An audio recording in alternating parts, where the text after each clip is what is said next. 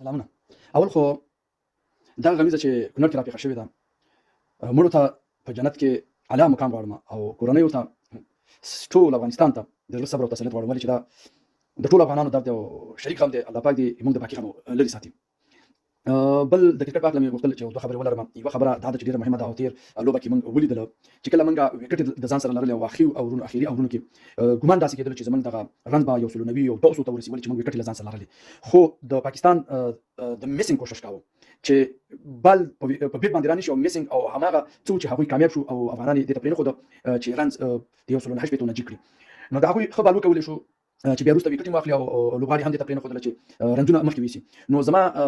یادونه به دلته دا اوسي او دا ډېر مهم ټکی دی چې کله هم تاسې دا شانتې وخت سره مخ کېږئ نو بیا به دلته د میسینګ کوشش کوئ، ځکه چې زموږ لوبغاړي بیا همیشه شین زور کوي او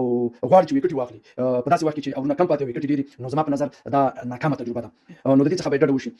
بله خبره دا ده چې د ګربز باید تیزه لوبه کې خیر که اوټ کېږي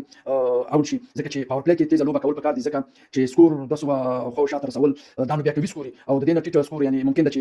هغوی راتاو کړي او ودرېږي، ځکه چې هغوی هم له ځان سره ښه کلاډیان لري او موږ باید په دې باندې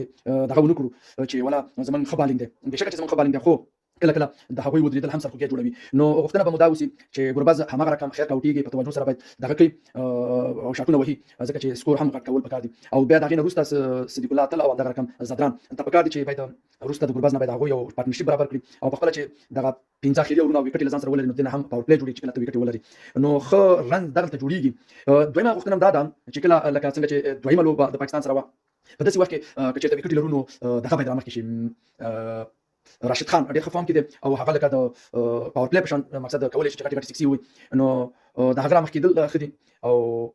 نور بس ماشاءالله افغانان په بالي کې هم تکړه دي او په بیټي کې هم تکړه دي او ماشاءالله هم په د دې لوبې په ګټلو مورال نور هم قوي شوی او تبصرې د ماهرینو هم داسې کېږي چې افغانان چې دي فوريټ دي او هغوی مقصد د اسیا دویم نمبر قوي ټیم ګڼلی دی. نو انشاءالله